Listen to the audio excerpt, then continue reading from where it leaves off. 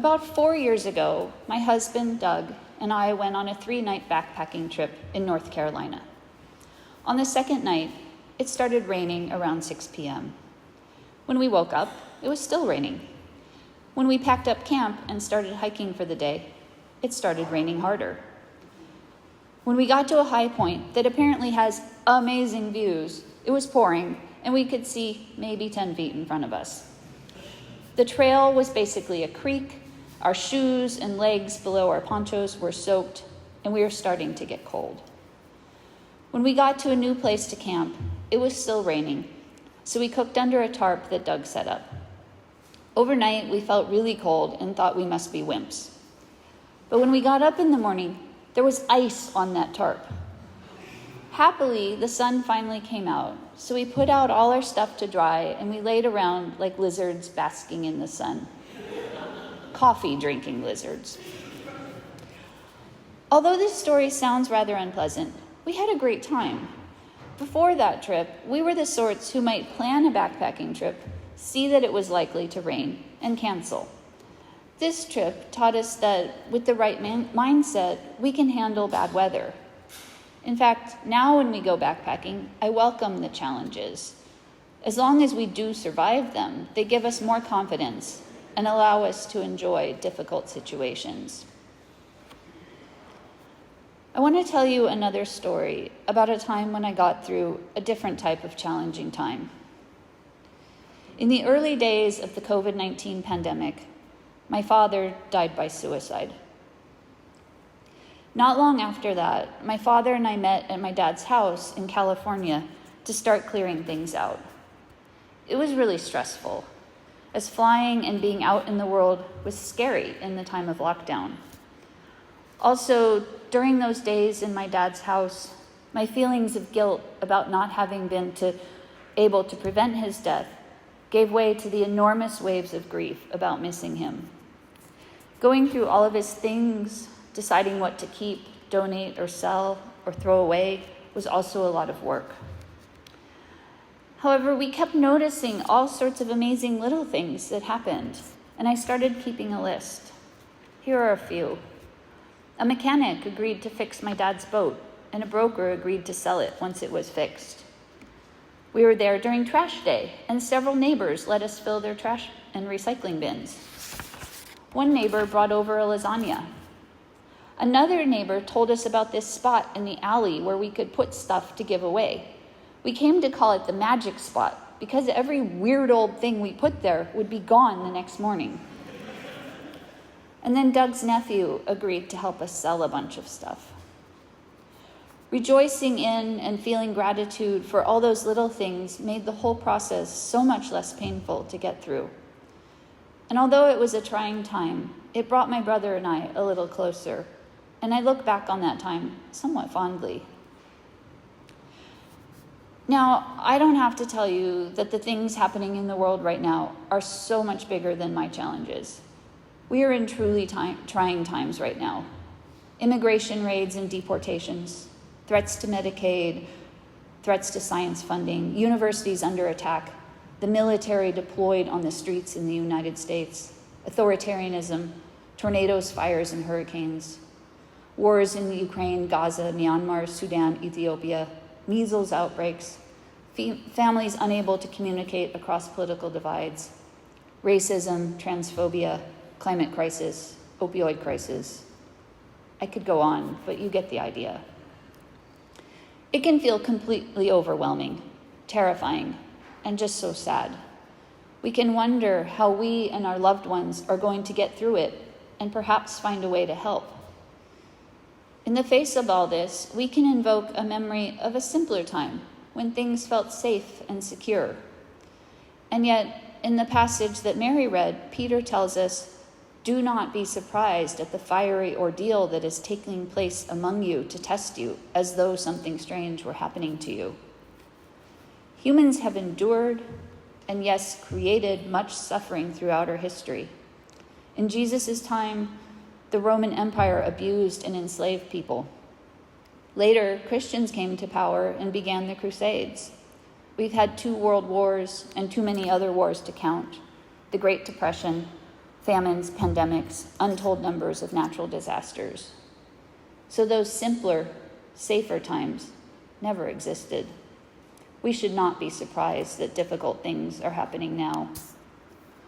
This lack of surprise helps me realize several important things. First, I am reminded of how amazing it is that I am even alive. At home, I have a family tree on my dad's side going back to the 1500s, so I can name some of the people to whom I owe my life. But my gratitude goes back hundreds of generations. Second, it gives me some confidence that we can survive and perhaps even thrive in this time. Our ancestors survived their trials and ordeals, and they passed on to us their strength, perseverance, and faith, which we can hold on to and learn from. Third, it might be hard to recognize that we have this strength, and it may feel easier to hunker down and hope that all the trials just pass us by. Yet, even if our current trials pass, others will come. We can't keep our heads down forever. Finally, it reminds me that nothing is permanent. I have to accept the fact that civilizations have come and gone, and that ours will as well. In geologic scales, the time of humans on Earth so far is only an instant, and it will pass. In astronomical scales, the Earth was formed, and like other planets, it will eventually cease to be. Although this sounds a bit depressing on the surface, I find facing this knowledge to be helpful. I feel I am the star of the show of my life, but in the grand scheme of things, I and my problems, our country and its problems, and in fact, humanity and its problems are all pretty insignificant. All that said, we still have to go through our trials. In the passage the liturgist, Mary read, Peter gives us some advice on how to do so.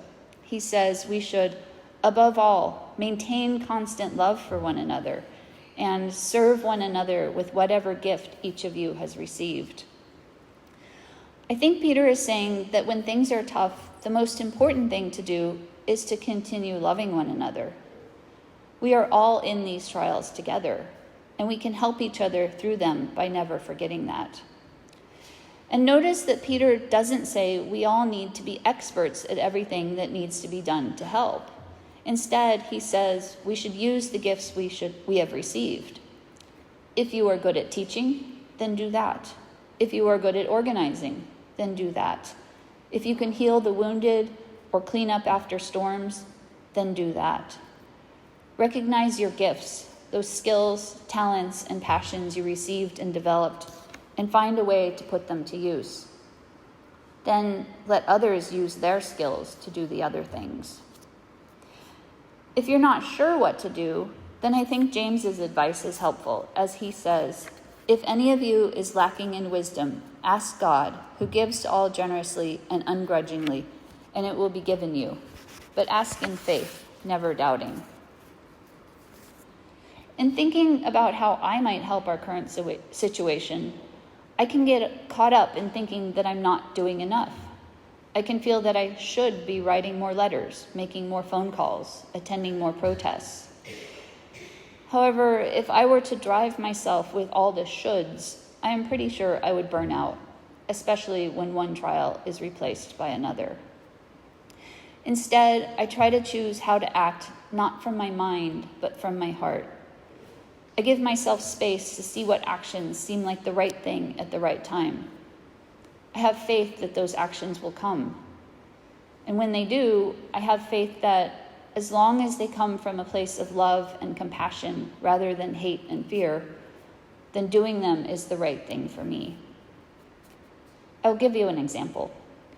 Right after being inaugurated, President Trump issued a large number of executive orders, many of which called for things I found objectionable, such as ending birthright citizenship, cracking down on immigrants, stating essentially that trans and non-binary people don't have any value, expanding the death penalty, denying climate change, and so much more. I was devastated. Then, on January 26th, Bill gave a powerful sermon about the response of Christians to these executive orders. At the end, he called on us to find a way to use our gifts to help. Suddenly, an idea came up that I could organize a letter writing campaign in the church, writing letters to our representatives about the ways in which these orders went against the teachings of Christ. Rather than thinking it over, looking at my calendar, considering the pros and cons, I immediately went up to Jeannie Foster after church and said, "Here's my idea. Will you help?" Thankfully, she said yes. And then so many of you said yes to handwriting letters, over 60 of them. Did we change anything? I don't know. The executive orders certainly haven't been rescinded. However, we may have helped our representatives better understand their responsibilities to their constituents, especially if they consider themselves Christian. Additionally, I draw your attention to the quote on the cover of the bulletin. Václav Havel helped topple the communist system in Czechoslovakia and was the first president of the Czech Republic. He wrote, "Hope is definitely not the same thing as optimism. It is not the conviction that something will turn out well, but the certainty that something makes sense regardless of how it turns out." So we use our gifts to help, knowing that we are doing the right thing and not worrying about the outcome. I want to end on another piece of James' advice. He says we should face our trials with, quote, "nothing but joy." Now, I admit this seems really hard sometimes and almost absurd. The world is falling apart and we're supposed to feel joy? I think the answer is a resounding yes. We should rejoice in the fact that we are alive, that we are able to help, that others are helping, that people are generally still kind to one another, that the birds are singing, that art and music can be beautiful and moving, that the smile of a child can melt our hearts. There is so much to be joyful about in the world. To get through these trying times, we must hold on to and cultivate that joy. I'll tell you how I have tried to put this teaching into action. I work at the WashU Medical School supporting researchers. Given the attacks on universities, potential budget cuts, and threatened reduction of NIH funding, many folks I work with are in a state of anxiety and fear. So a few months ago, I put a piece of paper on the outside of the door to my office that says Daily Joys at the top. Then each day I'm in the office, I write the date and a joy. Here are a few examples. People helping each other. Chipmunks. Sunny and Gizmo. If you don't know who they are, ask me after church. Riding a bike, good friends, coffee. Just being alive to see another day. Small acts of kindness from strangers. So I encourage you to think each day of the joys in your own life. Let them sustain you as you find ways to use your gifts to help in these trying times.